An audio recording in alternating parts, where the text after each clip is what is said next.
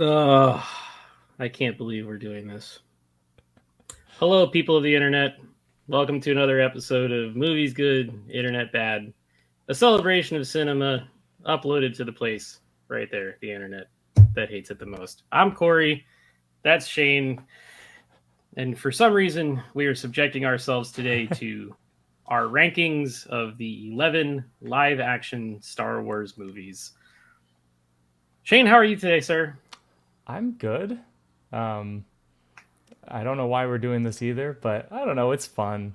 It's I fun. think it's like We're a gonna. pain for pleasure kind of thing. Yeah, I think so. Like the Like background should be whips and chains instead of the crawl for Star Wars today. But we both like Star Wars, but we it's been do, a rough week of on the internet with it. But let's bring some positivity back and talk about like what we enjoy. and that said, let's start with the worst Star Wars movie. No, before we start, like this video, subscribe to the channel, click the notification bell, follow us on Twitter, do all that YouTube crap that everyone asks for, and then that way you won't miss any of these new train wrecks that come out roughly once a week or so. We are going to do this. We haven't gone over each other's lists, Nope. so I don't know what Shane's going to say. Shane doesn't know what I'm going to say. We're going to go from worst to best, and may the force be with us. Shane, I'm going Yeah. to let you start. What is your number 11? All right. I think we probably have the same number 11. It is Star Wars Episode 2: Attack of the Clones. Yes, We do. absolutely. All right. So let me preface this by saying uh, I watch all of these movies all the time. Like I don't like I there's a worst one, and yeah, Attack of the Clones is not a great movie, but like I still watch it from time to time because I just love Star Wars. So why is this the worst one on your list? Yeah, I think it's got a couple decent things in there. Like there's some good set pieces in the movie. I think a lot of people whenever this came out, they were like, "Oh, see, it's so much better than the Phantom Menace." Right? Because they like had PTSD from the Phantom Menace and they just like wanted it to be better. But then like as Right. time goes on, I think it's actually worse than the Phantom Menace. Well, I yeah, you think have it last on your list. yeah, So well, yes, but no, I think the dialogue is not great. The love story is not great. The noir elements like could have been interesting, but the mystery is not really that complex or interesting. I like the idea of we're gonna do this little mystery story, but like the mystery is that there's like a secret army and he just goes to the planet and they tell him so I don't know. Like I would have been a lot more on board if this was like a cunning, tricksy Obi-Wan Kenobi, like in the underworld figuring out what's going on. But it wasn't really that. He just yeah, kind of they like go to the underworld. eavesdrops. They're there for like a minute and a half, Yeah. and somebody tries to sell death sticks, and he tells him to go home and rethink his life or Yep. whatever. And Jedi business, return to your drinks or whatever. Um, it, what's your favorite thing about this movie? In the vein of trying to keep things positive. I like some of the action sequences. I think the ending kind of works. It's like a big CGI fest, but like seeing the Clone Wars in live action was cool. Yeah, like Um, the dark, ominous ending there, where it's like war is yeah, coming, yeah, right? that kind of works for me. And like the Geonosis big battle is kind of neat, even though it's just a giant green screen fest. But it works. I don't Yeah, know. that was the first time we saw a large group of Jedi Yeah, fighting together, right? yeah, Like I think yeah, we tend to forget that now because lightsabers have become pretty commonplace yeah. in Star Wars, whatever. But when did that come out? 2002. So I was Yeah, that's like right. 15 or something when that came out. 15-year-old me was like, oh hell yeah, Yeah, lightsabers, let's yeah. go. Jango Fett got his head cut off. Yeah, which today, not getting your head cut off is probably not the best way to die, but No, no, probably you not. know, people got to go. We also saw Force lightning We from did. someone other than Palpatine It's true. for the first time at the introduction of We Count Dooku. And saw. I really like Christopher Lee as an actor. Yeah, Um, Obviously, he was far too old to do any of the stunt work. So a lot of the stuff that's there is either CG or like extreme close-ups on Yeah, his face with, yeah, just a blue and red light kind of flashing yeah. past him or That whatever. that But fight between Anakin and Count Dooku, where they're just like back and forth headshots, where they're just like, yep. sorry, I think I hit my microphone, is not good. It does not look good. Yeah. Yeah, the lightsaber fighters are not good in this either. The Yoda thing looks terrible, even though when I saw that in theaters, everyone was super into it. Whenever Yoda pulled out the lightsaber, because it was like, oh shit's about to get down, but it Yeah. just kind of And it looked was the first weird. time, right? No one knew that Yoda had that juice in him Yeah, because they'd only ever seen him sit in a chair before, right? right. And So I don't know. I think it kind of diminishes his character in general because in the original trilogy, he's just like, no, no, the Force is all we have. That's all we need. And then, no, just kidding. I have a little baby tiny lightsaber and I can do flips. yeah. And All it's right. actually kind of funny when you look at Attack of the Clones, the amount of things that have come out of that movie that are now in like the modern Disney projects is really fascinating Yeah. because the whole Bad Batch story, which is 3 full seasons of an animated show, basically comes from the Kaminoan arc. You get to see a Mm. lot of those characters come back, like Nala Se and Lamasu, and all those other people are there. Okay. Interesting. Um, I have not seen it. yeah, Yoda's little lightsaber makes a return in the Book of Boba Fett Mandalorian detour episode because it's the choice right between the chainmail Yeah. and the Yeah. lightsaber Yeah. for little Grogu. Yeah. And then Attack of the Clones also introduced Joel Edgerton Yeah. as uh, Uncle Owen Yeah. into this, and then he got to have a part in the Obi-Wan show, and Yeah. And he's I would say actually he was one of quite the good in it. stronger, Yeah. stronger characters in that show. Yeah. So um, maybe they're just on like a quest to make Attack of the Clones better with all this ancillary material these days. Yeah. Kind of like how Marvel did it with Avengers Endgame. They were like, oh, we're going to make Thor the Dark World better by going back to Thor the Dark World and fixing Right. some stuff. So who Well, we knows? also But had we had like a flashback to this era in the Obi-Wan show we did. where Mm-hmm. with Hayden and Ewan, and Hayden clearly looks much older and they de-age Totally him a not little 40 bit. something year old Hayden. Yeah, Definitely not. But hey, they gave Ewan the mullet back. they did. And that thing was majestic. So So who yeah, I don't knows? think we need Maybe to talk that much more about Attack of the Clones. It exists. it exists. It's a movie, and it's oh, actually, before we move on, it is the first like major blockbuster that was fully filmed on digital, That's true. That's which is true. actually kind of a groundbreaking thing. Yeah, So, that movie stumbled so that other movies today yeah. could run, And that's which is Star Wars has pretty neat. always been good about pushing the boundaries like that. Even though I don't think this movie particularly holds up or looks good at all, uh, you know, what they did on that movie contributed to the rise of digital filmmaking. Yep. For better or for worse, Yeah, depending on who you talk yeah, to. But digital filmmaking does make it way easier for yep. lots of different people to actually start making movies, which is awesome, and we encourage that. So, moving on, number 10, what you got? I've got The Rise of Skywalker. Man, okay, we're two for Same. two All so right. far on our list. Same, but different, but same. Rise of Skywalker is not. I think I waffle back and forth on whether or not I would put that all the way at the bottom, but I do think it, for all of its faults, it has much stronger direction, Yes. stronger cinematography. Yep. Uh, the acting is all good. Yeah. There's not like necessarily bad performances Yep. in that movie. It's just that the story is a heap. So Yeah. Yeah, that's pretty much how I feel about it too. Like on from a pure like filmmaking perspective, it's actually quite good. Whereas the prequels are not. I don't think the prequels have a good like they're not good straight up movies. They don't look very good. The acting's bad. The dialogue's bad. The dialogue, acting, etc. in Rise of Skywalker actually works really well. The problem is it's just a monster of a script that is just Frankenstein together and terrible. well, Frankenstein together, and then there's no time for any character beats or any story Yep. moments to actually breathe because It's they're so so fast. focused on getting to the next thing, and Yep. they're tasked with this being the trilogy capper Yeah. of the sequel trilogy, but also the trilogy capper of 3 trilogies, and Yeah. too much to ask for from one film, I think. I agree. I think they probably shouldn't have focused so much on making it a saga ender as much as just the end of the trilogy, Mhm. because I don't think that the prior two movies, Force Awakens and Last Jedi, really set it up to be a saga ender by itself. So Yeah. like it was having to do too much legwork, and it's way too much to ask for. Yeah.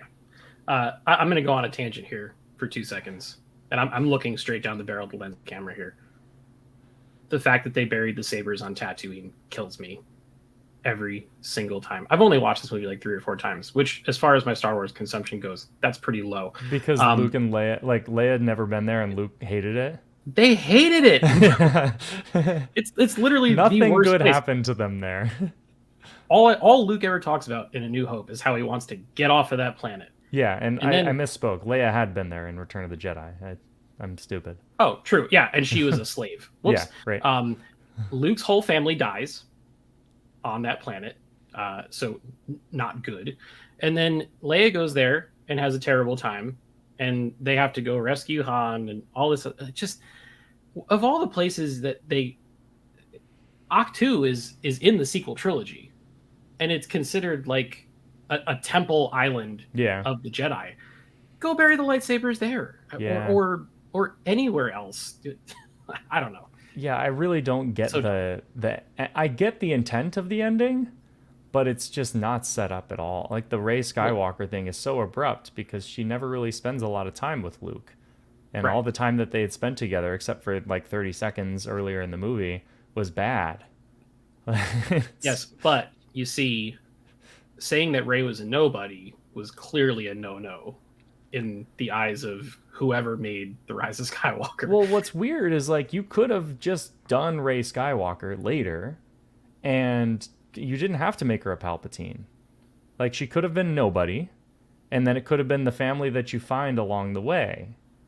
But you didn't have to like course correct and make her a Palpatine first before then making her a Skywalker. I think her being nobody works, and then it's like, no, I'm actually a Skywalker, but not by blood. Right. That works. Plenty of kids in the world get adopted and take on their adopted family's names. Yeah. That is not out of the ordinary. It's not something to get all riled up about. Burying the sabers on Tatooine, though, is something to get riled up Yeah. about. God, it irritates me every single time I watch it. But the lightspeed skipping that they don't pay off at the end in the beginning of the movie is awesome, though, and Yeah. it's a great visual, and I love that. So You can tell this was like 4 different movies at one point. oh yeah, yeah, Because like they keep borrowing things from different movies, and then like it never pays off. Like Finn keeps saying like I have to tell you something, and in some version of the script that paid off, but it wasn't the one we got. right. And then at the end where Lando's like, let's find out who your family is, and he says it like a creepy weird uncle. Like sounds like he's hitting on something her. was set up there that again we don't know about. So I think the novelization apparently elaborates on part of these. I read it a on a while few ago, of but I them, forget all of it. but So yeah, I haven't read it. yeah, I mean, again, just like Attack of the Clones, it's a movie that exists. Yeah. The only bummer there is that, at least as of the time of this recording, it's the end of that saga. I know. I don't know. There have been some rumors that the new Rey movie is going to be entitled Episode 10. We'll see. I don't know. I don't know if I buy that or not. I don't know but if they would do that to themselves, but maybe. yeah. But either way, moving on to number 9. What you got? I've got The Phantom Menace. Me too. Oh, we're Wow. on a roll here. We are 3 for 3. Once we get to the top, we'll diverge a little It's going to bit. fall apart at the top. Yeah. But at least we understand what the bad ones are. Yes. And I'm sorry for all the Phantom Menace lovers out there. God, it's interesting how people just despised this movie when it came out. And now it's 25 years later. Yeah. And people love it. Yeah, I appreciate more of what it tried to do nowadays. I still don't think it's a good movie. I think it's clearly better than Attack of the Clones. But it's kind of interesting watching it back now because it's almost like he took the bones of A New Hope and then just like lifted and shifted certain things. And it's like, okay, in A New Hope, they have to blast out of Tatooine in the Millennium Falcon. in the Phantom Menace, they have to blast out of Naboo in this Naboo Star Cruiser, and they have to face the blockade in both, right? Yep. And then like they get trapped somewhere where it's Tatooine on Phantom Menace, it's the Death Star in A New Hope, Yep. and then like you finally escape that place, and then you reconvene, and then you go to the final battle. Yep. Like the setup is almost exactly the same. He's Lightsaber just duel where the master yep, dies. yep, Like all of it. Yeah. yeah. It's like poetry. It And we'll rhymes. have this exact same conversation whenever we get to another movie later on in this list, which is the beginning of another trilogy, which is interesting. Yes. Things that I like about Phantom Menace, I love the character of Qui-Gon Jinn. Yeah. I think that he's, I mean, as far as Jedi go, he's kind of the epitome of really what the light side is all about. And it's all about doing the right thing and choosing, choosing the light instead of the dark, which is really neat. The pod racing sequence, It's very good. while it's a little bit too long, It's long. it's very good. Yeah. And it is an absolute masterclass in sound design and Yep. mixing and cutting and all that stuff, which is awesome. And of course, the Duel of the Fates, the lightsaber battle at the end is iconic for a variety of reasons. Yeah. Will it ever be topped? I don't know. It still hits 25 years later, and it's really good. So Yeah, Duel of the Fates is great. But again, I think the major issues here are just while Qui-Gon is kind of interesting, I don't think he's very compelling as a lead, and he kind of acts as a lead in this movie. Obi-Wan just kind of sits there the whole movie. He doesn't do much. We don't learn really anything about him. Jake Lloyd is fine as Anakin, but I think again he's tasked with too much. It's tough. Like there's not a true, whereas in the original trilogy you've got the Luke Skywalker character, and then you've got Han and Leia, who and that trio works so well. The trio does not work here. There's no real like quippy, going back and forth. That spark and that energy and the friendship is not there in this movie.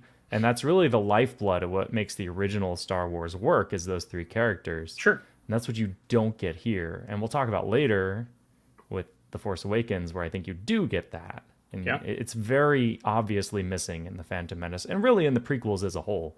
The charisma between the three leads just don't work well together. Yeah, I'd agree with just about all of that, and that sets the tone for the other two movies that come after it to kind of be the same way. Right? Whereas in A New Hope, that chemistry hits immediately and it holds throughout all three of those movies. Right? Yeah, and I think the problem is this is a world where a bunch of like weird, stupid stuff happens, and so when you don't have that grounded base, it falls apart. Yeah. Yep. It's typical trio stuff, whether it's this or Harry Potter or whatever. Like that structure works in building out your main cast and then kind of pyramiding down the rest of the supporting characters and whatnot. So cool. What do you got for number 8? I have Solo. Man, we are 4 for 4. Same? Nice. Yeah. Okay. Yeah. Did you think I was going to start to deviate here? Maybe. I wasn't sure how much you liked Solo or not. So here's the thing. I like Solo a lot. Yeah, I do too. I like it. It's completely inconsequential to like it is anything. It's a nothing burger. It doesn't matter. Yeah. Right? But super fun. Yeah. Looks great. Sounds great. A lot of the people complained when it was like, oh, well, you're not going to have Harrison Ford, or, you're going to have a younger actor play Lando or whatever. Alden Ehrenreich, Donald Glover. Yeah, they fantastic. were great. They were both great in the movie. It just doesn't really matter. It doesn't tell you anything about Han Solo's character that we don't already know. Except for how he got that last name. Oh, God. It has so many of those cringe moments. that Solo line is so bad. And, like, it totally doesn't make sense. So you're telling me that they're going to name their son Ben Solo when Solo isn't even his last name. Correct. Ah, Jesus. And Leia takes on that name. Yeah. He took on a name from an Imperial officer that they just kind of called him because he was by himself. He has no people. Solo. Yeah. I will say though, uh, there are some of those cringe prequel-y type moments or whatever, or origin story type moments is Yeah, probably the better way to we describe gotta them. But I explain the will Kessel say, Run. We gotta explain Chewbacca. We got yeah, during that Kessel Run though, when he jumps over into the pilot's seat of the Falcon, and that music hits, yeah, that is like a shot of pure adrenaline yeah. straight into your veins, and it It works really well. See, to me, it's a worse version of what Star Trek '09 did, where Okay, Captain Kirk finally gets in the chair, and you're like, right, all yeah. right, he did Here, it. here we This is go. it. Yeah, it didn't hit as much as that did. Yeah. But Another thing Solo does that is hilarious is for people who hadn't watched any of the animated stuff, there is a cameo at the end where Darth Maul is oh there. yeah, And I can't tell you how many friends I had that had never seen the Clone Wars that were like, didn't he die yep, like 20 years ago? And you have to say, well, there's this cartoon, and in the cartoon, he comes back to life, and he has spider legs for a while. yep, And then the spider legs become regular metal legs.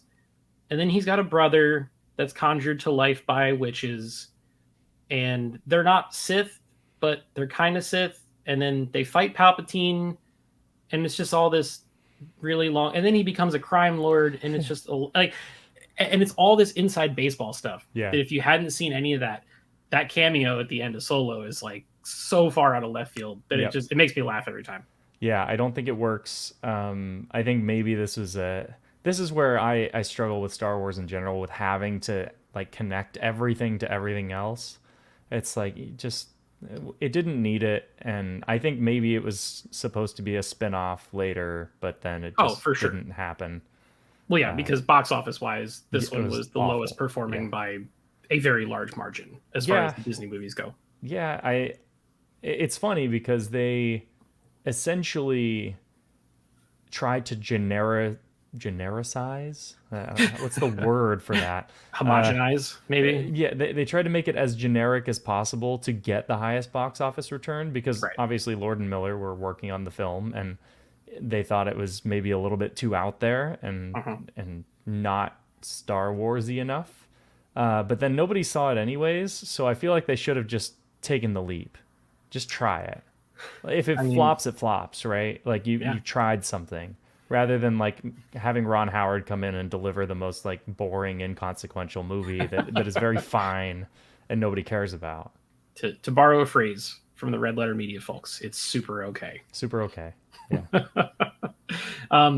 I will say though, from the box office standpoint, if they would have released it in December Yeah. of 2018, it probably would have cleaned up. Yeah. Releasing it in between Avengers: Infinity War and Deadpool 2 was a terrible idea. Right after all the fan backlash too. Right, and 5 months after Last Jedi Yeah. came out, Give that time to breathe. very strange. So, Yeah. Solo, you're a fun movie. You're like a Saturday morning cartoon in 2 hour cinematic form. We are moving on. What's your number 7? I've got Revenge of the Sith. We're 5 for 5. Are we really? Let's Yeah. go. This is crazy. I honestly did not think this was gonna come I to think this. So we're probably gonna have the next one too. maybe Almost we'll see. definitely. We shall see. Okay. Revenge of the Sith.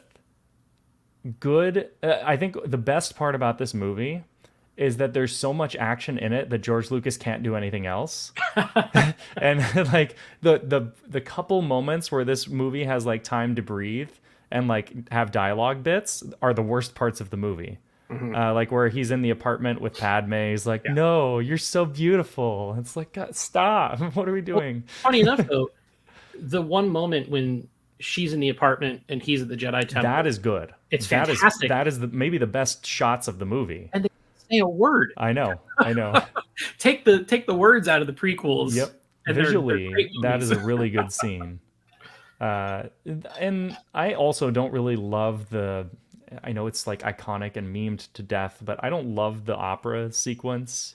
It's just like blatant weird exposition, but like obviously it's an iconic speech now, and so I don't want to dog it too much, but I do like the concept of like, you know, he sees the future and wants to change it, and in doing the only way to do it is, you know, go down this dark path. Sure. I think my problem is that that turn is very abrupt in the Very. movie. He goes from, you know, like I'm a great person to no, I'm a Sith Lord in like 10 minutes. Hmm. He even Literally in the rats him same out, scene. and then Anakin rats him out, and then 5 minutes later turns. Yeah. It's like, okay, Yeah. what? It did. Like, I do like the scene where he's like, me turning him in means that I might lose Padme. And that's the scene we were just talking about where he's in Hmm. the Jedi Temple. Like, but that scene it's just so smashed together. Rats Yep. him out. That scene kills Mace Windu essentially. Like then, and he's the Sith Lord. It's like, Yep. okay, What have I done? I will do anything you ask. yeah, it's Happens just within about real 45 seconds of fast. each I other. This is where like the people say the sequel trilogy didn't have a lot of planning. I don't think the prequel trilogy had that much either because if you were planning on that turn, I feel like you should have set that up way earlier. Yeah. And like the way that the structure of the three movies works, you can almost skip the Phantom Menace entirely. Hmm. And I think that's the big issue is this should have been a three-part like gradual turn, whereas in the third movie it really finally Yeah. happens. And really it's like no, he's perfectly good aside from getting angry and murdering some Tusken Raiders.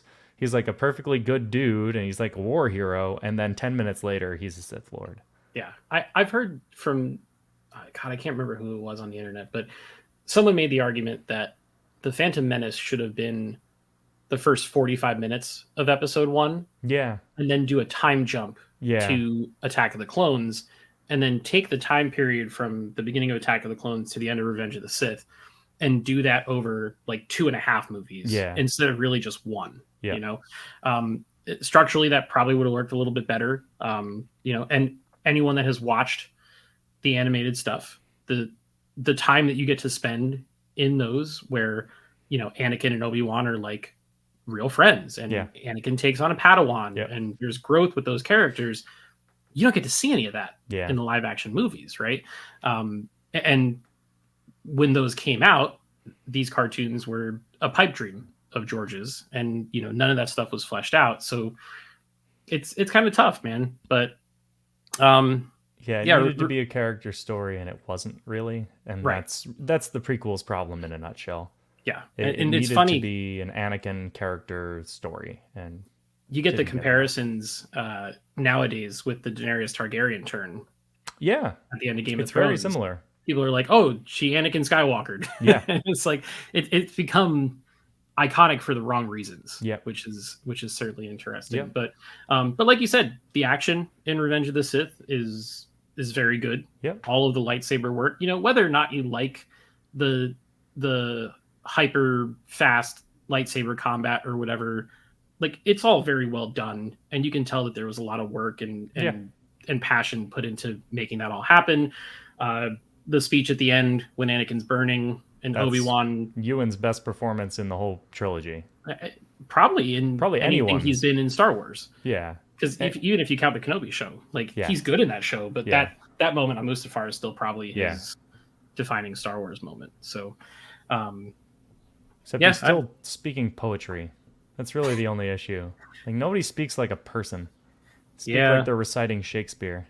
that is certainly true. Which maybe that's the intent. I don't Yeah. know. No, I think it is the intent. It's meant to be more Shakespearean. Like Romeo and Juliet, right? That's the whole Yeah. thing. But Well, it's kind of the whole story of the prequels, yeah, right? that's what I'm saying. Forbidden love that Yeah. doesn't pan out and everybody dies. Yeah. Boom, done. Yeah. I think now that we've touched on all three prequels in the bottom five movies of our list, uh, to wrap it up on them, they're a terrific concept on paper Agree.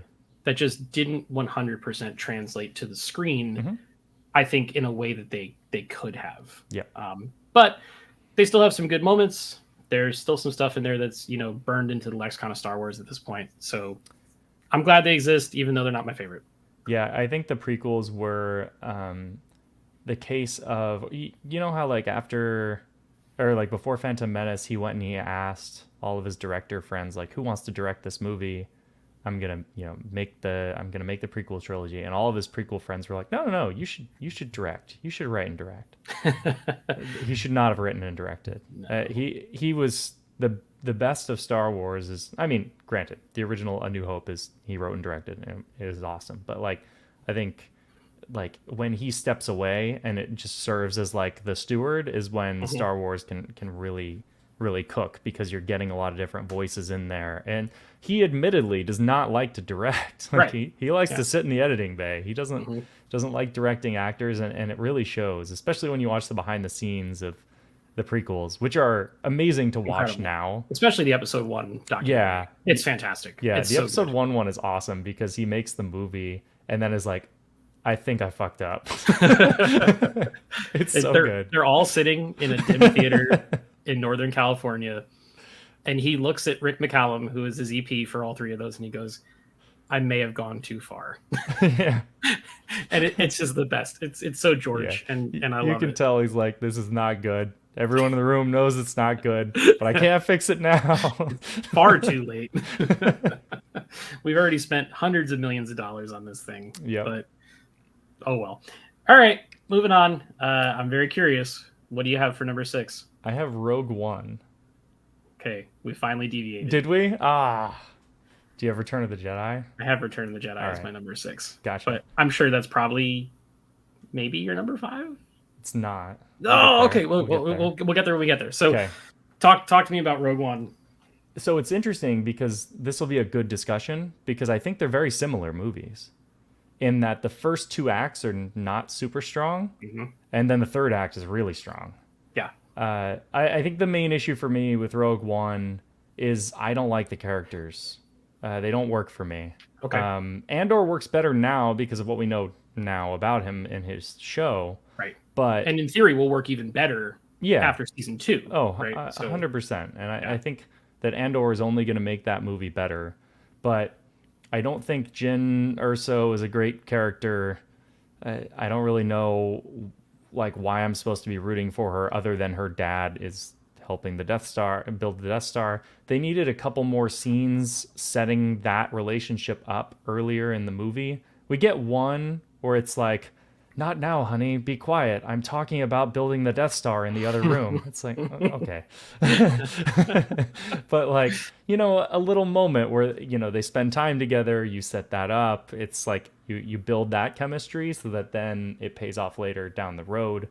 And then like, I don't feel like we got enough character work from any of the other people throughout the movie. They all have a quirk, but you don't know their story. You don't know why they are here. You don't know what drives them. You just Yeah. kind of know like, well, this guy knows the Force and is blind. But like, you don't know anything else about him. Sure. This guy is a rebel pilot. That's all you know about him. This It's guy, Riz Ahmed. Nice. I like him. Yeah, exactly. Or Imperial pilot, right? Yeah. Yeah. So I think that's the major issue. Cassian, we get a little bit more of that, where he's like, he gives his little monologue. I've been fighting this war since I was 15 or whatever. It may not be real to you, but it's real to me. Damn it. That kind of thing. And then you get her like little speech. I don't know. It didn't feel earned, but when we get to Act 3, it rips. The Oh, action for is sure. great. Yeah. That's Gareth Edwards in a nutshell. Is he's really, really good at action sequences. He's not really, really good at writing anything. Yeah. It's fascinating because the majority of that third act was completely retooled by Yeah. Tony Tony Gilroy, Gilroy, yeah. who is the person who came in and Yeah. made Andor, which is just the best, right? Yep. I I I feel like Rogue One is kind of similar to Marvel's Eternals film, because it's something where they try to introduce, like, I think in Eternals it's almost 10 characters. Yeah. In Rogue One it's a few less than that, but still, there's nobody and Yep. and I'm a big fan of introducing characters that you don't know, right? Yep. But when you have to try to balance 6 or 7 of them in a 2-hour movie, it becomes a pretty impossible task, especially when you think about the fact that the third act is all action and there's not a terrible ton of character stuff in the third act. Yep. You have to do all your table setting in basically an hour and 15 minutes. Yeah. And you've got Jyn, Cassian, K2, Chirrut, Baze, uh, Riz Ahmed, Bodhi. Like there's all these different characters that you have to get into, and it's just hard to do that, man. Like I feel like Yeah, if they focused on three characters again, to go yeah. back to the trio thing, it works. Yeah, trio would work. You can make it work. It needed that little intro for every character where you like figure out exactly what makes them tick and what their story is before Mm-hmm. then going on to the end. But instead, we got that for Jin a little bit, and then we didn't really get it much for the other characters For other than anybody like else, yeah, plot circumstance. They just kind of show up and then they all die, yeah. and that is boring. It should have been more of like an Ocean's 11 where we got like all of the Brad Pitt and intros to George each Clooney are the two character. mains, Yeah, right? And yeah, then you introduce everybody else yeah, piece by piece. Yeah, yep. And then in I the agree with that. end, all that charisma and chemistry pays off because, yeah. But it's like in the end of that movie, people are dying and everyone's really upset about it. And like, but why? You had like one conversation with them in the entire prior 2 hours. Why do you care? Eh. I will say though, the fact that they were bold enough to kill everyone Yeah, it works. is one of my absolute favorite things about that movie. Yeah. Because it was shocking the first time you see it because Mm-hmm. you're like, okay, they picked one off. Okay, somebody had to die, right? Yeah. It's a Disney movie, maybe Yep. one person. Okay, wait, another person's dead. Yep. Another. Oh, wait, and now the two main characters just got obliterated. Like, Yeah. and it snowballs from there to that epic Darth Vader hallway scene that everyone loses their mind about, which was originally not in the film, Yep. which I find very interesting. Again, this is another Star Wars movie that, like, it's almost a miracle that it happened, Yeah. and it's a real miracle that a lot of people like it, just because of the nature of the reshoots and the retooling of the script, and the composer dropped out all the way at the end, and Yeah. Giacchino had to come in and write the music music's good. and he wrote it in 4 weeks. Yeah. Like, It's good. that's insane, man. Like, incredible cinematography though. Greg Fraser's in there, and Gareth Edwards has a incredible understanding of scale. When Jeddah gets destroyed halfway through the film, just that imagery is all out of this world. Yeah. It's for Greg me. Fraser. So Yeah, yeah. it's Gonna awesome. look awesome. Yeah, I think it was also the first Disney Star Wars film that was shot digitally because Gotcha. 7, 8, 9 are all on film. Yep. And then I think they switched to the Arri Alexa 65 for Rogue One, and it Okay. has a pretty different visual flair to it Mhm. because of the digital look, which is pretty fascinating. But I like it. I love the way that it segues directly into A New Hope. I Yeah. think that part of it is really neat, and it's basically the crawl of A New Hope, Right. cold in 2 hour long format. Yep. And if I want to watch just some awesome Star Wars action, I will throw that one on and skip right to that third act, and it's So, great. what to you makes this better than Return of the Jedi? I think it is visually more attractive Okay. than Return of the Jedi. I think that the third act overall is better. I say this very with a lot of trepidation because the Luke and Vader stuff in Return of the Jedi is excellent, and it is as good as Star Wars can be, right? But I think everything else around it is just okay. I don't really care for the silly antics on Endor. Yeah.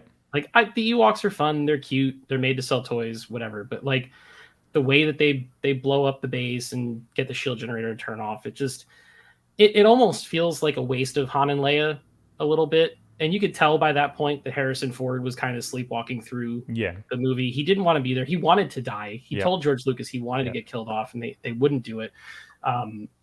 The space battle is very good, but I think Mhm. the space battle in Rogue One is better. Okay. Just because it has newer tech, they can do some cooler stuff in there. The Star Destroyer coming down through the shield over top of Yeah. God, what is the name of the planet in Rogue One? Completely blanking on it. Scarif. Yeah. All that's like, just the visuals are insane, and I really don't care for the first hour and a half of Return of the Jedi. I try to watch it, I try to like it, and it just doesn't do it for me I anymore. think the first act works. I don't think it's very rewatchable, the first act. Yeah, I think when you have not seen it, it's actually pretty compelling. But the rewatch aspect of the first act is not great because it's very long. yeah. But like that mystery of like figuring out how they're gonna save Han is still fun for me. I think this movie loses a lot of its pacing in Act Two. Doesn't really know where to go from there, and then in like it's just trying to get you to Act Three, Hmm. but Act Two is not very solid. But to me, what puts this one higher than Rogue One is the characters, and like even though Han isn't Harrison Ford isn't super great in it, like all the character work works a lot better in Return of the Jedi than it does in Rogue One. Hmm. And I think sticking the landing, I put a lot more weight on that because it's very hard to do. Like the ending is nearly flawless for how they, ended the entire trilogy. Oh yeah, it puts a bow on everything It's perfectly, very hard and to do. I don't dislike the third act. It's I'm not like saying that it being less than Rogue One for me means I don't like it. I love Yeah, it, sure. Yeah. and I think it's great. Yeah. I would be curious to see if it released today, what the reactions would be, because it's like, oh, these first two movies you built up Luke Skywalker as the hero, but now there's another Skywalker, and it's a girl. Yeah. Like how would that go over in Yeah, the today's retcon day and stuff. age, right? Yep. Like we've talked about retcons a lot with Yep. like the Kiadi Mundi thing and like all that. Like George is famous for retconning stuff Yeah, he because retcons all the time. he wants something and he goes, yeah, that's the thing I want. I don't care if it contradicts Yep. something else. This is what I think is best now. Yep. This is what I'm doing. Yep. That has been Star Wars for 40 something Mm-hmm. years at this point. So Yeah, I think I tweeted from our main account that like the worst thing to happen to modern franchise filmmaking is the word lore because it's so true. Everything is so backed up by lore. Like everything has to tie in. Like the Solo movie is a great example of that. yeah, Like the Kessel Run is like one throwaway line just to make you know that the ship is fast. right. And But like instead you it's get the a whole 30 third minute act of action that sequence. movie. Like, okay. Yeah. Yeah, and it happens to everything. Like any big blockbuster you see, or like a reboot or a prequel or anything like that, it's like no, we have to explain in great detail this one line from the original movie, and if we don't do that, then we've failed. It's like, Yeah. just tell your own story. I don't care. I don't care. Just make it good. Yeah, That's all that matters. If it's good and it plays, that's the best thing. Yeah. So okay, so we've started to deviate a little bit. Yeah. You had Rogue One for number 6. Yep. I had Return of the Jedi for number Yep. 6. What's your number 5? Your number 5 is Return of the Jedi, right? Or no, sorry, No, is Rogue it One, was right? Rogue One. Yeah. Yes. My number 5 is The Last Jedi. Oh boy, here we go. And then oh god. so hold on. So then my number 4 is Return of the Jedi. So I think we're in the same block here. Maybe I not. think so. Yeah. Maybe not. Yeah. Okay. Yeah. We're close. Okay. So who wants to go? God, go ahead with the Last Jedi. Oh, It's boy. fine. Oh boy. All right. Corey and I deviate on this one. I like it. I don't love it. I really, really like aspects of it, particularly the Luke, Kylo, and Rey stuff. I think that's by far the most interesting stuff in the movie and probably in the sequel trilogy as a whole. I think that throne room scene is awesome. I think watching that in theaters and seeing that surprise was great. I think the concept of like Kylo and Rey possibly teaming up and having that connection is really interesting. Unfortunately, I don't like almost anything else in the movie. Like the rest of the movie just does not complement it enough for me. I didn't love the Canto Bight stuff. I didn't love Poe's mutiny storyline. I don't love the comedy. I think the comedy sticks out really badly in this movie because it is so dark. And I get that we're trying to add some levity, but I think it's thrown in at weird moments. And then I also don't love the ending because I think what would have been more interesting just watching it is what if Rey joined Kylo? what would happen then? And it's almost like it backs off. It's getting to something really interesting that we've not seen before, and then it backs away. And I Mhm. wish it had been bold enough to do it. So, do you think that that's a? Do you think the script was actually written that way, or do you think Disney stepped in and was like, "No, we can't do No, this"? no, I don't think so because I think the concept of the movie is the Last Jedi. Like it's meant to be like rejecting that thesis Mhm. of let the past die, let's do something new. It's like no, we just need to stick to what we believe in, kind of thing. And I think Sure. that's the concept. And so I the more I think about it, the more I think it did not it that was not how it was originally written. However, I think it would be super interesting if that happened. But again, I Yeah. try not to judge a movie on what I think it should be and what it is. Mhm. But I do think like they were so close. We were this close to greatness. They were so close to doing something that Star Wars had never really done and would be Mhm. really, really compelling. And it would be a very big springboard into the third movie because Sure.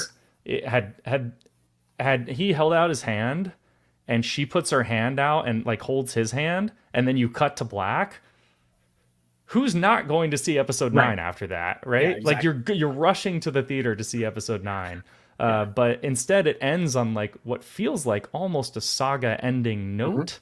Yep. And that's like I don't feel like I have to see another one. Yeah. It's I can see that. it's tough. I almost think Ryan should have written the third movie, not the second movie. Yeah. Hindsight being 2020 Yeah. and all. Yeah. I don't disagree with you there, especially considering they brought in the guy who is famous for not closing things out well, Yeah. J.J. Abrams, to Yeah. do the third one. I think Uh, he was the only person that would have said yes.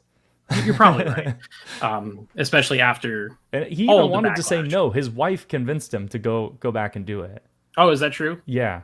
No, geez. Okay. Well, either way, I it's been 7 years now, almost, since that film came out, and it's circular arguments over Yeah. and over Yeah. and over again. And at this point, to me, it's either you like it or you don't, Yeah. and who gives a shit? Like Yeah. I don't. I like the movie a lot, and for me, I have it at number 3 on my list, and uh, there's a lot of it that has to do with personal reasons. Um, when that movie came out, I was 6 months removed from a divorce, which was a big life shaking event. I was a very different person than I was when I was younger. I go in and I see that movie. Luke Skywalker is just like me Yeah. at that stage in my life. Mm-hmm. And I instantly connected with all of that. The idea of just saying fuck it and going home and not helping people and not wanting to go out and do anything and just kind of withering away was basically what I was doing Mm-hmm. at that point in my life. So when I saw that, it hit like a ton of bricks. And then at the end of it, when he decides to show up, Yeah. quote unquote, right? It was just like, God damn. Like it, all of that stuff worked so well for me. And And it did then for you me too. take Yeah. into account, I think Steve Yedlin is one of the best cinematographers working today. If you've seen Brick, Looper, Last Jedi, the Knives Out movies, like they all look just utterly fantastic. Mm-hmm. The visuals in there are really good. The character moments that hit like a ton of bricks every time. There are some stumbles. The Canto Bite stuff is not perfect. Um, the stuff with Laura Dern's character is not 100% earned, and I've heard the arguments that it should have been Akbar who does the Holdo maneuver or whatever, and it's like sure, whatever, Who but cares? who cares, right? Like at the end of Akbar the is a day, throwaway character that no one should actually care about. it's just like Kiadi Mundi all Yeah, over it's the again, same. right? It's the same exact thing. Like, do I love saying it's a trap whenever Yeah. it comes up in conversation?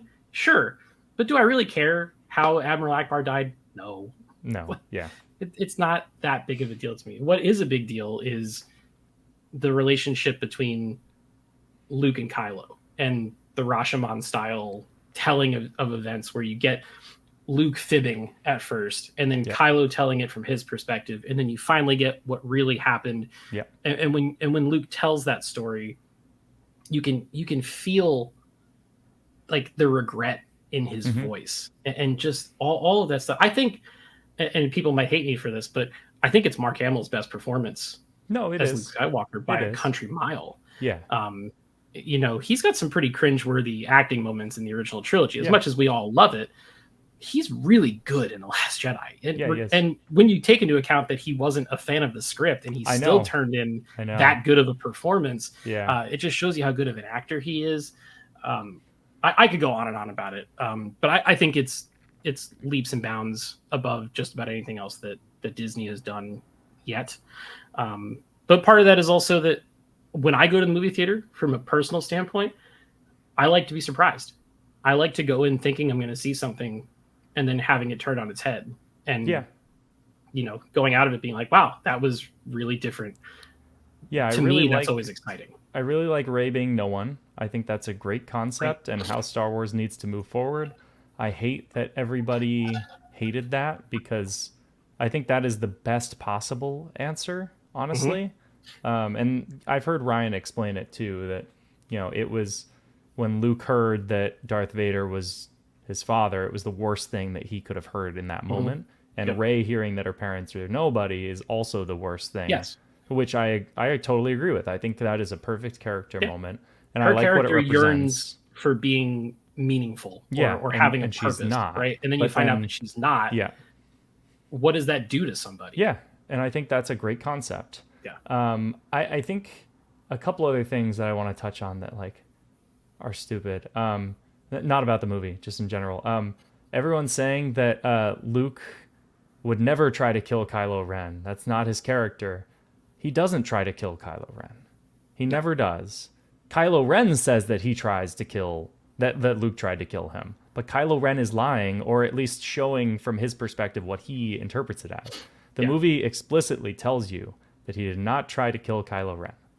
I just The want to put moment that out passed there. like a fleeting shadow, I just want and to then put I it was out there. left Like with shame. the amount of it's really funny because everyone's like, no, he's a good guy. He would never think about doing anything bad ever again. It's like, have you met any reformed alcoholics? Do you think they've never thought about alcohol ever again? Yeah. It's that's gonna happen, and I think it's kind of foolish to assume that our characters are perfect, and that's actually very boring. Had Luke been Mhm. what he is in Mando season 2 finale, where he's just this Greek god, then he's not interesting, right?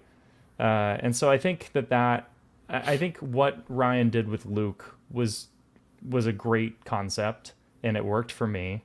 But I can also, from somebody who doesn't love the movie, see that if that does not work for you, Oh, the there's movie not falls much apart. else Yeah. in the movie that will work for you. 100%. So I can totally see that if that storyline does not play for you, you're gonna hate the movie, and Yeah. that's what happened to a lot of people. Yeah. It's a big bet that they took, and you know what? Sometimes that works out. Sometimes it doesn't. But we're But I still would talking rather about have it. that than just the same old thing Yeah, every agree, single time. agree. It's Right? so much more interesting to me than everyone raves about that Mando season 2 finale, and I thought that finale was super boring and very pandery to the fan base. Yeah. I just it's not. It's just him slashing droids for 20 minutes. Yep. There's no character moment there.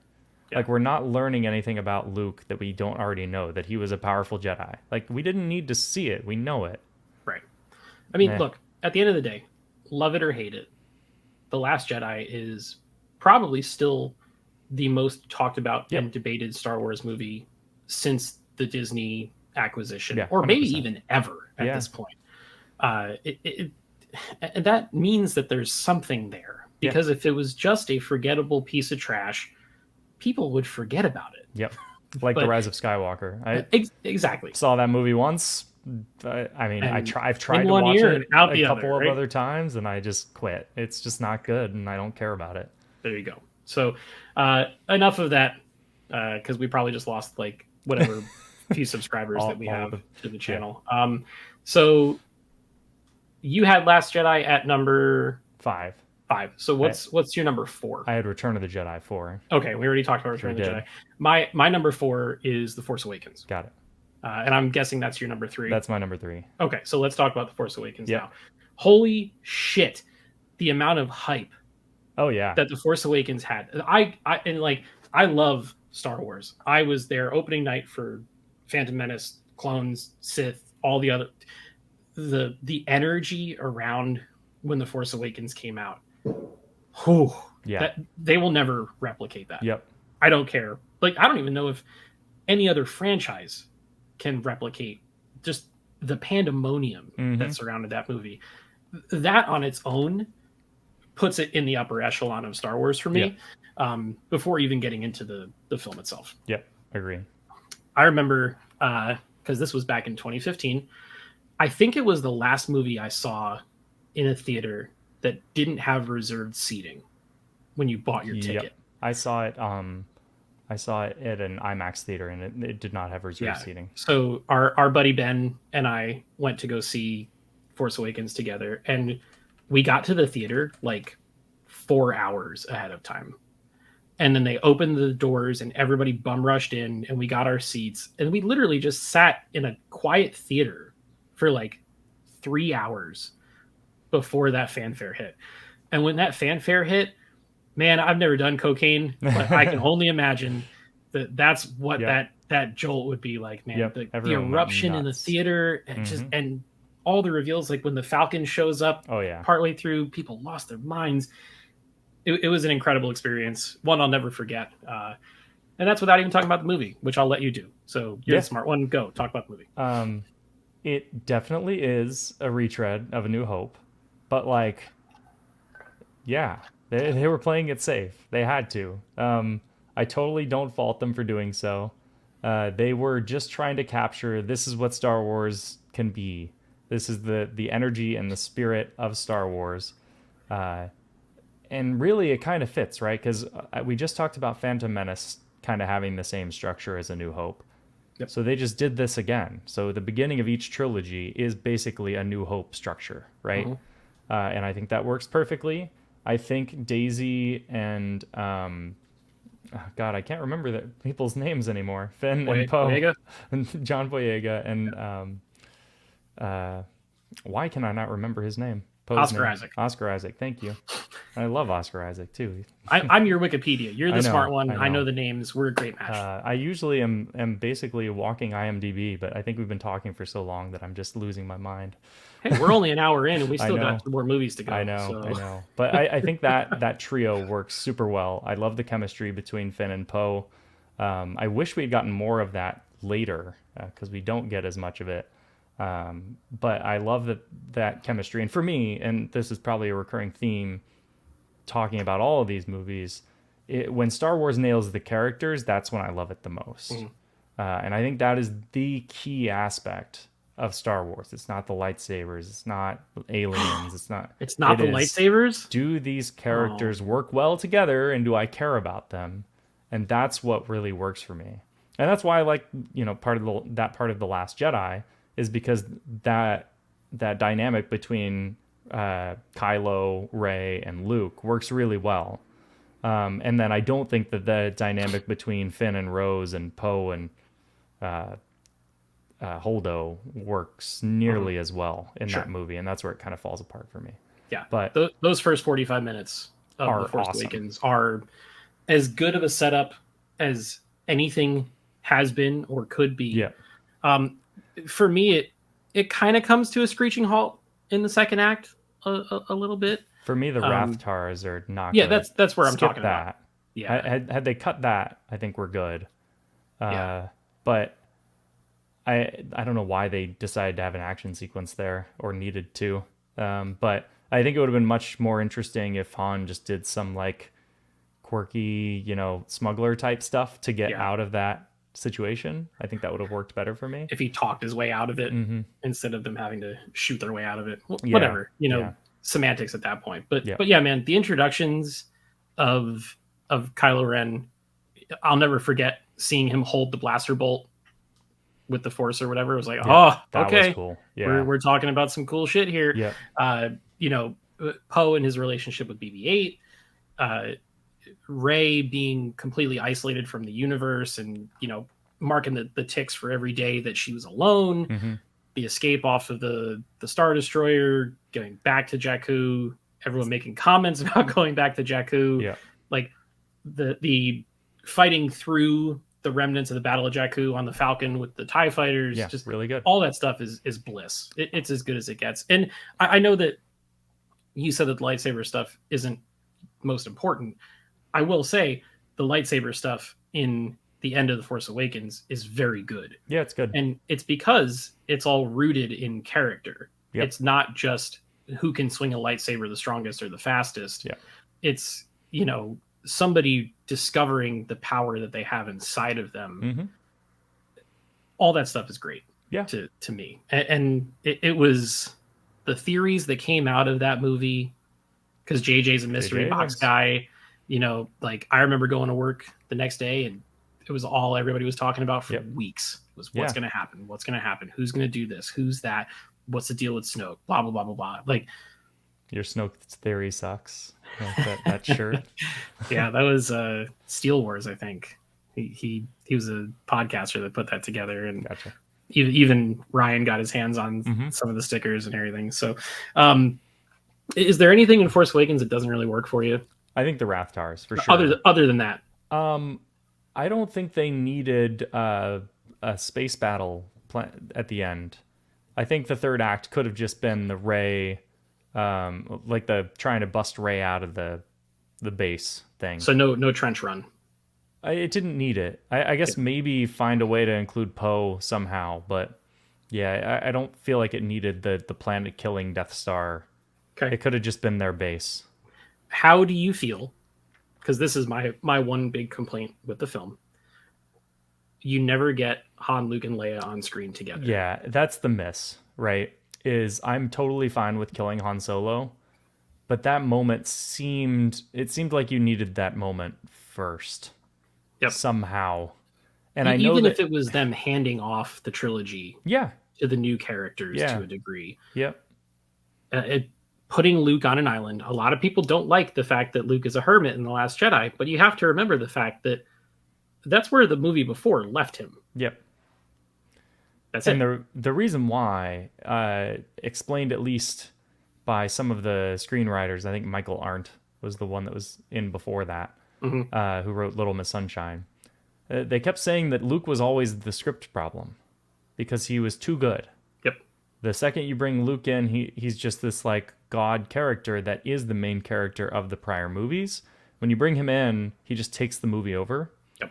And so then they couldn't get that to work, and they finally got the movie to work structurally when they were like, let's punt Luke to the next one. Luke shows up later. He's going to be the objective, not the teacher in this one. And That's right. and that's when it finally works. So I can see why they did that, but again, maybe kill Han in the second one. I First don't know. act of the It's second tough. movie, right? It's tough, yeah. Something. I don't know. But you do get a great moment in The Last Jedi when Luke says Falcon, where's Han? And then it Yeah. smash cuts to Kylo because Yeah. he's the one who murdered him, whatever. But still, I'd give that moment up in an instant to be able to get the trio on screen Yeah. one final time, especially knowing that like Carrie Fisher passed not so far after the fact. Yeah. And just like feels like a huge missed opportunity, but live and learn. I think this movie does a great job of, like we talked about Act 1. This is what I needed Rogue One's Act 1 to be. Yeah. The introductions that each of these characters get in this movie are so good. Yes. Even stuff like the Falcon is a perfect introduction. Like everyone gets their moment. You figure out what their story is, and then you bring them all together. And that's what really needed to happen. And Yeah. JJ is so good at that. He's so good at casting. He's so good at introducing characters. If you look at anything that he's done, Star Trek 09, exact same kind of setup. They introduce all of the main, people on the bridge differently, and then you finally get to the cast of characters. He does the same thing with Lost, right? Like Lost character work is so good. Even Super 8. To a degree. Super 8 character work is so idea. good. All of his, he is the perfect Act One movie maker and a horrible any other act movie maker. It's so like I people love to dog him, but like after that first movie, Star Wars fans were so invigorated. Oh We yeah. we were ready, and all of us acknowledged like yes, it was just a new hope, and we want to see something new, which is kind of funny given how we did get something new and then everyone hated it. And But then everybody rejected it. yeah. But anyway, I think Force Awakens is like the perfect reboot. Like you could not do it that much better. Yeah. Even down to like the first trailer Yeah, it's all good. when the Falcon blasts Yeah, upward yeah. and you hear the music and all of it swells. There's been an awakening. Have you felt it? Mm-hmm. Like as good as it can be. Yep. Those are the glory days, man. Uh, Like if you compare that to where we are Star now. Wars fandom is today, Yeah, holy shit. yeah. The moment Oof. after Rogue One was, I think, where we peaked, Yeah. and it's never Yeah, because never gotten. Force Awakens hit hard. Yep. Rogue One hit hard. Yep. The theories were flying off the charts for 8. Everybody was invested, and then it all just kind of went sideways Yeah. for a variety of reasons. But I mean, that being said, we only got 2 left. Yep. We're going way into the past. Yep. What's your number 2? I've got the original New Hope. Yeah, me too. Yeah. Number So 2. we're back on the same page here. Yeah. There honestly, there's not much about A New Hope that doesn't work for me. Yeah. It's great. I love the movie. It breezes by. It does a great job introducing the characters.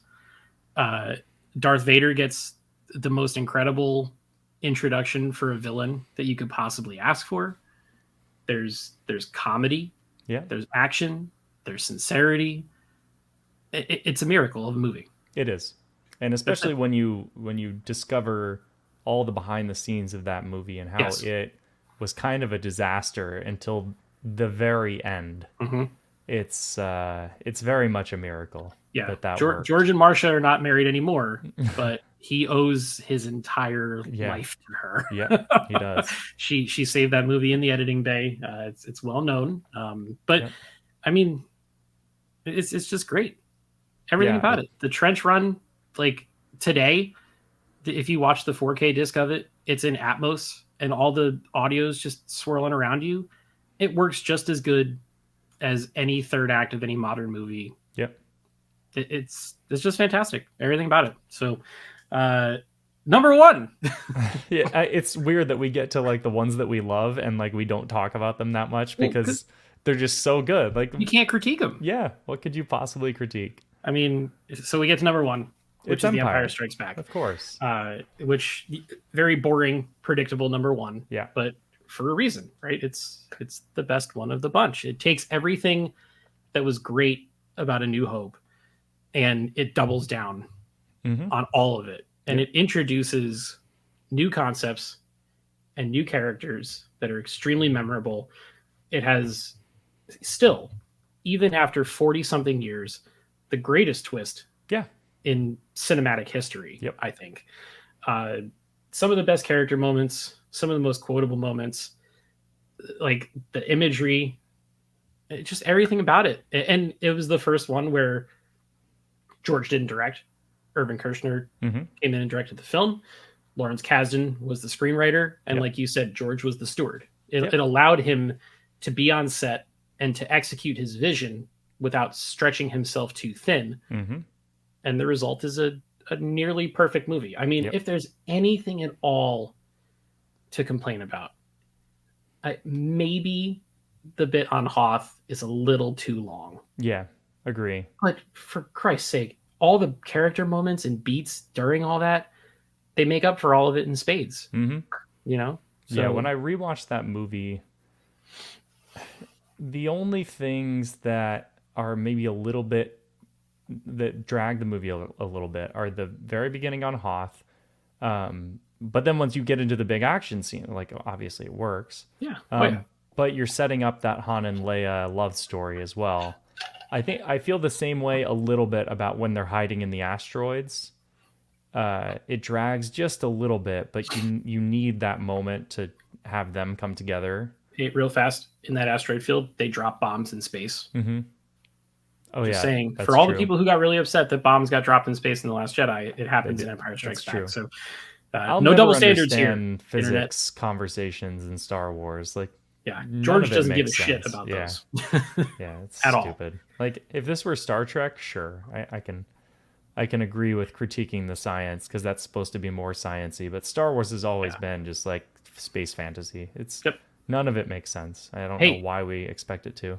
do you think that Yoda lifting the X-wing out of the water is the best moment in the entire Star Wars saga? I don't Because I know. do. I would have to think about that. The But way the music swells it's really and good. the look of disbelief on Luke's eyes Yeah. and the that is why you fail Yep. and all that, like, goddamn, it is so good all these years later. Yeah. It's such a good concept, right? Yeah. Like, I love that Yoda is this little unassuming. You expect him to be like this big, strong guy, and no, he's this little weird, Mhm. quirky alien. Yep. And but he's so strong in the Force that he can do anything, and that's such a good concept. And that's kind of why I hate when he's like a flippy lightsaber dude in the Right. original trilogy, because It kind or of in the contradicts prequels. like the Yeah, wars not make one great kind of thing, and right? I think it's interesting too because like at the end of the Last Jedi, when Luke transports himself with the Force onto the island, that's the most Jedi thing he could have possibly done there, right? Uh, and that's backed up by the original trilogy. And I think the issue is that there's a fan base that was raised on the original trilogy, and there's a fan base that was raised on the prequel trilogy. Sure. And if you're raised on the prequel trilogy, it actually contradicts a lot of what the original trilogy does. Mhm. But I think the sequel, or at least what Ryan was trying to do with the sequels, was pay more spirit to the original trilogy. And so it's interesting to me. Like that moment where Luke goes out, projects himself is just using the Force. He's Yeah. not using a weapon. He's Hmm. just using the Force, which is what Yoda is trying to teach Luke to do in Empire Strikes Back. So it's Hmm. almost the perfect payoff there. Yep. And everyone hated it. It's like, Yeah. oh, okay. And then, that stuff carries through to the Acolyte, where in the very first episode, Carrie Ann Moss's character draws a lightsaber, and one of the characters says a Jedi only takes their lightsaber out when they intend to kill, Right, right. because and it's a last ditch effort Yeah, because violence is never really supposed to be the way. yeah. These are Jedi the are supposed to lessons, be like you the know, pacifists. George's lessons from 40 something years ago. But of course, everyone's like, "Oh, I hate it." No, I More can't please lightsabers. everyone. But More lightsabers. I More mean, Luke destroying droids for 20 minutes. That's what we're here for. I think you've said though that Empire is your favorite movie of all time. I do I acknowledge it is not the best movie of all time, but I think it is personally for me what it means to me as a movie, growing up on that, and the fact that it is a very good movie. It is my favorite movie of all time. Yeah, I I don't know where it sits for me. It's definitely up there. You can see the Empire Strikes Back poster right there on my wall It's back there. very out of It's focus. very out of focus, but it's up there. So, it's about as close to a perfect movie as a Star Wars movie I think Yeah. can ever be and will ever be, and it will forever be the benchmark. I always hope, and I say this to you every time a new movie or a new show comes out, that I hope it's better than Empire, Yeah. right? Because if it is, that means that movie has the sauce, like, and will for a long time. But who knows? Well, we may never see that again, and if not, that's okay because we still have all these movies to go back and enjoy. Like if people say, the sequels ruined the original trilogy. No, they didn't. The Yep. original trilogy is still there. It still exists. You Yep. can still own it. You can still watch it all you want. You can say that the prequels contradict a whole bunch of stuff. If you like them, you can watch them. If you don't like them, you don't have to. That's the Yeah. beauty of Star Wars is there's something out there for everybody. Enjoy what that is and don't waste your time with the other stuff. Yeah. There's a weird like I know why people do it because clicks, but Sure. I don't know why if you vehemently hate something, you would continue to watch it and just subject yourself to that. I don't know. Uh, yeah, it's just like when what was it the Marvels or whatever came out Yeah. recently. I just didn't see it. Marvel wasn't doing it for me anymore. That one didn't seem very interesting to me, so I just didn't watch it. Yep. I what I didn't do was go to the theater, watch it, and make an hour-long video about how it's the worst thing, and it killed my parents, and like I just don't care enough. Like that energy is I'm too old for that energy, Yeah, I dude, guess. I'm exactly the same. I watched Ted Lasso from the beginning and really enjoyed it. When it got to the third season, it started to feel like a chore to watch it, so I just stopped watching it. Yeah. And guess what? I felt better. I didn't like if I sat there and watched it, I would have gotten more upset. Like if something is just not for you, then move on. Yeah. It's very healthy to do that. Yeah. Just like anything else in life. If you get tired of eating a certain food, don't make that food for dinner for a couple weeks, and eventually you'll be happy again. Yeah. Yeah, I mean This it's kind of how I feel about Star Wars. I like recently, the only exception, of course, is Andor. I think it's incredible, and I can't wait for season two. same. But all the recent stuff, I watch it. If it weren't for Andor coming out, I would probably start tuning out pretty soon. I can understand though that like this franchise is so big and it means so much to so many people that you're gonna watch it regardless, just because it's Sure. part of who you are.